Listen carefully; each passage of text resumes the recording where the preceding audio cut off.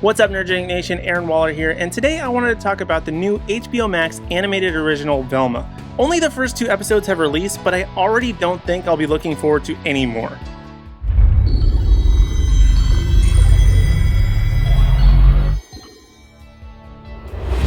Velma is the raucous reimagining of the Scooby Doo franchise that unravels the mysterious origins of Mystery Inc. as seen through the gang's beloved bespectacled detective, Velma. The series is produced and features Mindy Kaling as the title character. Now, I recall when the announcement for this show was made, and I wasn't that overly excited about it despite my love for Scooby Doo. And I had actually even completely forgotten it was coming, or even still coming out for that matter, until I logged into HBO Max and was met with the show being featured on the home screen. So I decided to give it a watch without seeing any trailers beforehand, and I kind of wish I had at least knew what I was in for. The show attempts to be edgy and raunchy in all ways possible, and is clearly not for kids, though there's no real indication of its rating prior to actually playing an episode.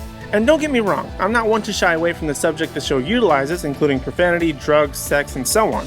But the show feels like it only does this for the sake of doing it, and really has no purpose behind it other than just to say that they did it. For instance, Daphne is pushing drugs, Fred is essentially incompetent, and Shaggy, who goes by Norval in the show, which is canonically his first name, constantly hints at the undertones of his relationship with drugs, specifically marijuana. They also make Velma lesbian, which isn't a problem as the theory's been around for quite some time, but the way it's pushed is very much out of left field and not alluded to in the slightest until it's abruptly shoved in your face. And also, if you're a fan of Scooby Doo, go ahead and forget about Scooby completely. He is nowhere to be seen in the first 2 episodes, and I doubt he'll even be in the remainder of the series, or maybe just the final episode. Now, in terms of the voice cast, it's pretty subpar, with only really Glenn Howerton from It's Always Sunny in Philadelphia playing Fred, and Sam Richardson from Werewolves Within as Norval being the only 2 really worth being cast. This just isn't the Mystery Inc. that we've gotten to know and love over the past 54 years, and they make that very apparent right off the bat. I feel like the creators were heavily influenced by the likes of Rick and Morty, Big Mouth, and other adult animated series,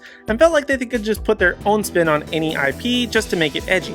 But when it doesn't serve the story and only does so in order to make characters do and say things that they never would have before, it just becomes awkward, uncomfortable, and turns people away from watching, even the adults who this show was targeted at. The central mystery could be moderately interesting if they actually stuck to it and quit using the Family Guy formula of non-stop setup, punchline, repeat, but even that becomes too much as nothing in the show is even really funny to begin with. I would say the only real saving grace that I've seen thus far in this series has been the animation. The use of colors is fantastic, the environment, although suburban, feels somewhat alive and even established, but really that's about it. Everything else about the show is just too much for really anyone in my opinion. It's really for no one, but targeted at everyone somehow. And for that reason, I'm just going to give the first 2 episodes of Velma the lowest score I can give, which is a 1 out of 10. To be honest, I don't even want to watch the remaining 8 episodes that are due to come out, and I don't expect there to be much more of this series after that. If the show was focused on a single mystery and was able to bring the disjointed members of Mystery Inc. together into a fun, likable gang that we all know and love, or at least a version of that we can recognize and associate with, we would have been miles apart from where we are now. What Velma is, though, is just kind of a waste of time, and I would say don't even bother with this series or even the first episode or even the first 2 episodes. So those are my thoughts on the HBO Max original Velma, and now I want to hear from you in the Nerdgenic community. Have you seen Velma yet? If so, what do you think? Am I being too harsh here? Let me know your thoughts in the comment section down below. And while you're down there, be sure to hit like, subscribe, and ring the bell notification so you don't miss out on any future videos from me or the rest of the Nerdgenic team. And also be sure to give us a follow across all social media platforms at Nerdgenic.